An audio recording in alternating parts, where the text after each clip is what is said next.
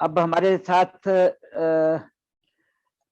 میں ایک ایسے شاعر کو دعوت کلام دے رہا ہوں جن کی آج 5ویں کتاب منظر عام پہ آئی ہے، اور ان کی لکھنے کی رفتار جو ہے وہ وقت کی رفتار سے زیادہ تیز ہے۔ میری مراد ڈاکٹر طارق انور باجوہ صاحب سے ہے، میری ان سے درخواست ہے کہ وہ اپنا کلام پیش فرمائیں۔ یہ اگلی کتاب کا نام تیز گام رکھ رہے ہیں۔ ماشاء اللہ، اچھا مشورہ ہے۔ بہت شکریہ اسحاق ساجد صاحب تعارف کا۔ آج چونکہ مختصر وقت ہے تو ایک مختصر سی غزل حاضر ہے آپ کی خدمت میں۔ بسم اللہ۔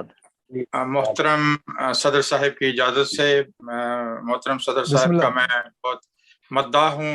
یہ مختلف زبانوں میں ان کے جو کلام ہے، ہمیں تو اردو پڑھنے کا موقع ملتا ہے، لیکن اگر سندھی اور پنجابی بھی مل جائے کرے کبھی کبھی تو بڑا ہم انجوائے کریں گے۔ آج بلکہ درخواست کریں گے کہ تھوڑا سا ایک سندھی اور ایک پنجابی بھی سنا دیں آخر پہ، کیونکہ ڈاکٹر صاحب کا تعلق بھی سندھ سے ہی ہے، اسی لیے کہہ رہے ہیں جی۔ ان کی آج کتاب میں سندھی زبان میں جی ماشاءاللہ۔ عرض کیا ہے کہ تر یہ دامن اگر نہیں ہوتا، یہ دامن اگر نہیں ہوتا، تجھ کو کھونے کا ڈر نہیں ہوتا۔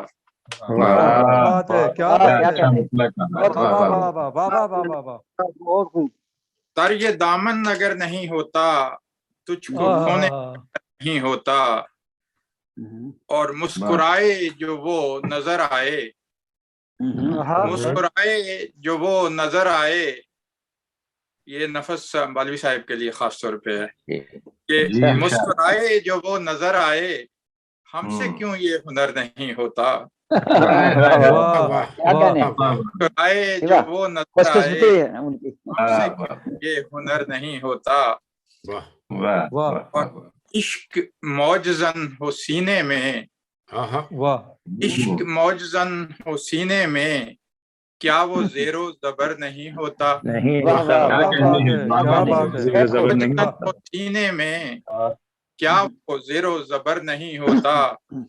اور اور ہوتا ہے راستہ مشکل، اور ہوتا ہے راستہ مشکل، جب کوئی ہم سفر نہیں ہوتا۔ جب ہوتا ہے راستہ مشکل، جب کوئی ہم سفر نہیں ہوتا۔ اور گرچہ دیوار و در ہوں چھت بھی ہو، گرچہ دیوار و در ہوں چھت بھی ہو، ہر مقام پھر بھی گھر نہیں ہوتا۔ گر صدف گود میں نہ لے اس کو، گر صدف گود میں نہ لے اس کو، کوئی قطرہ گہر نہیں ہوتا۔ گر صدف گود میں نہ لے اس کو، کوئی قطرہ گہر نہیں ہوتا۔